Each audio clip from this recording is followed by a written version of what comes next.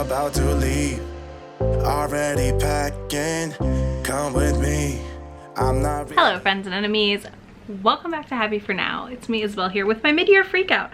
Might be a little early this year, but honestly, I just was really excited to do this tag because I've read so much already that, look, we're gonna do a whole goals check-in later, but I'm excited to share with you all of the things.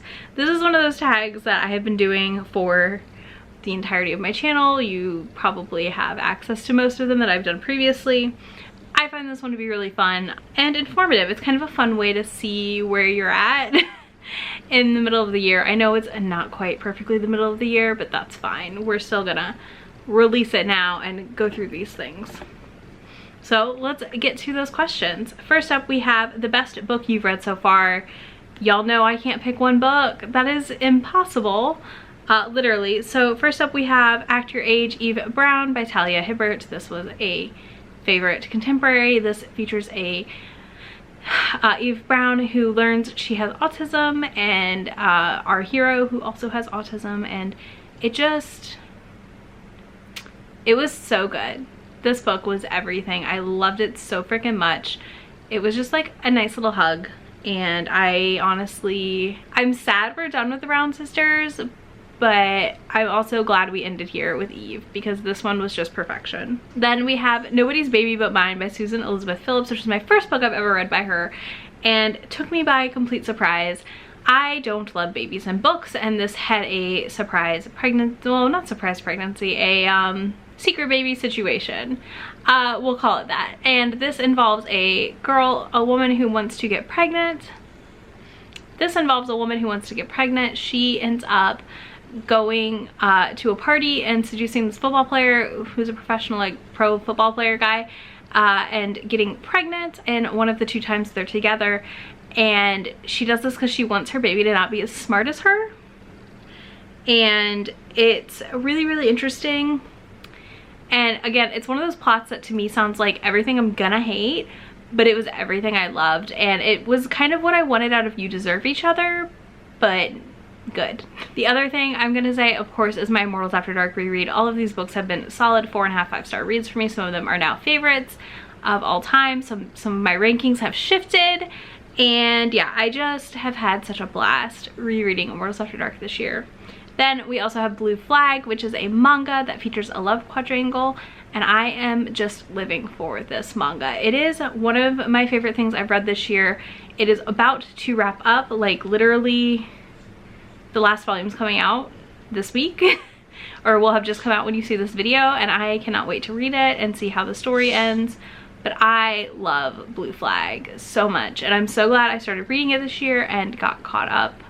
And yeah, this has just been such a great story. This is a very, it involves 2 queer characters and like confessings of love and high school kids and figuring out your life and who you are. It hits home. It's such a good one.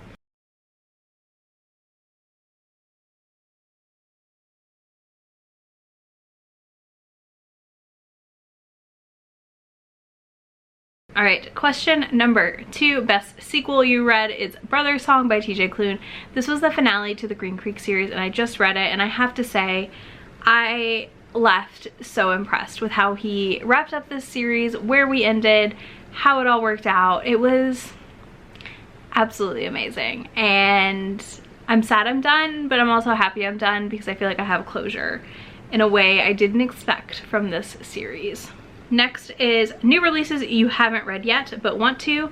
I picked 3. I have a lot more than this, but the 3 big ones are Sweet Hand by N.G. Peltier, For the Wolf by Hannah Witten, and One Last Stop by Casey McQuiston. I have all 3 of these to read on my Kindle ready to go. I just haven't done it yet, so hopefully sooner than later they'll be read.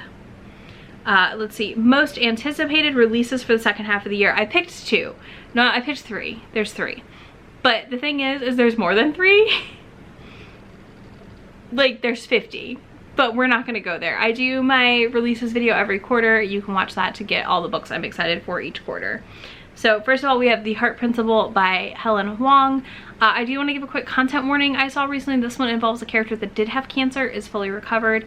or is in recovery from it, not currently sick. So FYI, if you didn't know that, because I didn't. I also know that this is a much harder hitting book than The Kiss Quotient and The Bride Test, and deals with a lot heavier of content, but I am so ready to dive in. I love Helen's writing immensely, and I cannot wait to read this. Then we have All the Feels by Olivia Dade, and this is another one that I am so excited for, because this is just such a fun series. I loved, spoiler alert, again, if you don't like fan fiction and some of those elements, I don't know that you'll necessarily love spoiler alert as much as other people did, but I love Olivia Dade's writing, and All the Feels features a character we see in spoiler alert, of course, finding love with an actor, and it just sounds really fun. Even though celebrity is not my favorite one, like my favorite trope thing, I'm still just wildly excited for this. And then last for this list, I'm going to say Battle Royale by Lucy Parker, which I have arcs for all three of these, so don't worry, I will be reading them very soon probably.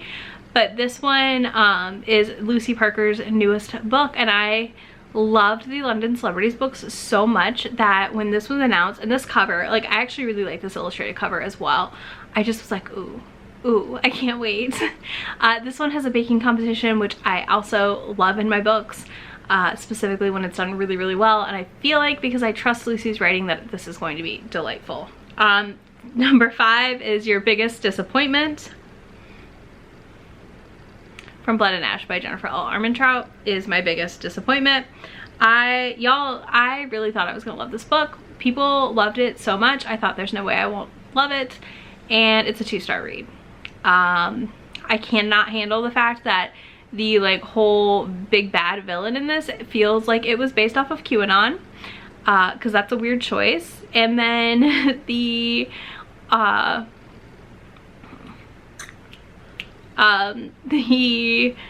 entire plot summary situation by the end was just not it for me. I didn't really find Hawk that great. I didn't really like Poppy. And there's no way I'm going to read another 500+ page book to read the finale and then know that there's like all of these spin-offs and things. Like, no thank you, I'm good. I'm glad I read the first one and rehomed that book very quickly. Number 6 is The Biggest Surprise, and I'm gonna say Lothair was my biggest surprise. I know this is a reread for me, but I didn't love Lothair in my first read of the Immortals After Dark series, and I'm stunned by how much more I loved him in my second reread of the series, and who he is as a character and how unapologetic he is. And I just was surprised, honestly, overall about how much I freaking loved this book. I will also say that The Lotus Palace by Jeannie Lin was a big surprise. I thought I would like it. I did not expect to love it. I wasn't expecting a 5-star read out of it, but I absolutely adored this freaking book. Next is Favorite New Author. I'm gonna give you 2 that I am very excited to read more from that I've just recently read, and that is Kate C. Wells, who wrote Run Posey Run, which I talked about in my video on my KU check-in. She is kind of the talk of Twitter currently and has like a couple of books on good bit of books on KU. My bestie actually read through all of them and was like, you've got to read them. She devoured them. So I was like, all right, we're doing this. So I read Run Posey Run and loved it and cannot wait to check out the rest of her backlist. And then we also have Anna Wong, who had a debut this year, which was Twisted Love, and I just was surprised at how good this was. I saw it on TikTok, I didn't expect a lot from it, and I left very, very happy. Next is, number 8 is New Fictional Crush. This is going to be a repeat of the last 2 books, which is Alex from Twisted Love and Dario from Run Posey Run. He is a sociopath and he will kill anyone for her, and I love him. Also Caleb from Heart of Obsidian. Yeah, those 3. And then I also have a really big crush on Kerrigan from The Marriage Contract. I haven't read her book yet, but I really, really liked her in The Marriage Contract. She is Kerrigan O'Malley. She's book 2, which I am going to be reading very soon.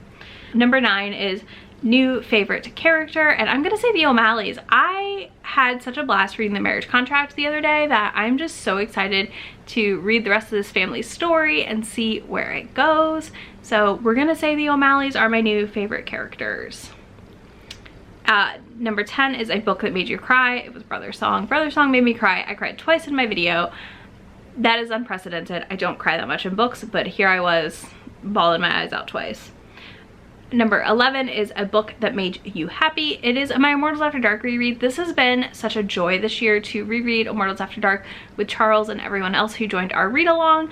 And we're wrapping up the books here right now in June, like as the last 3. We'll have the live show in July, and we have a surprise live show later in July, and I'm just really, really excited. But it has been such a blast to revisit this series and remember why I love this series so much.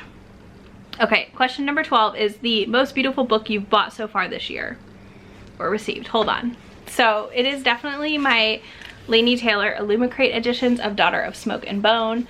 So here is Daughter of Smoke and Bone. I can't hold all of this.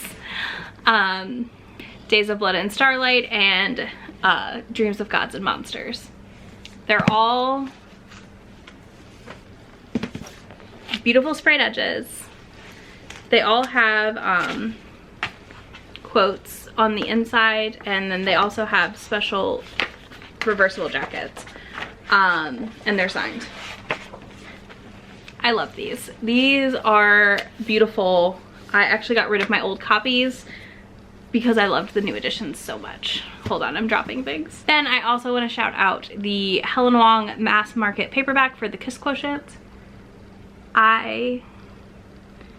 Hopefully it focused, love this. It's gorgeous. And then the last one that I got this year that I think is one of the prettiest books I've gotten this year is Tender is the Storm with no edits.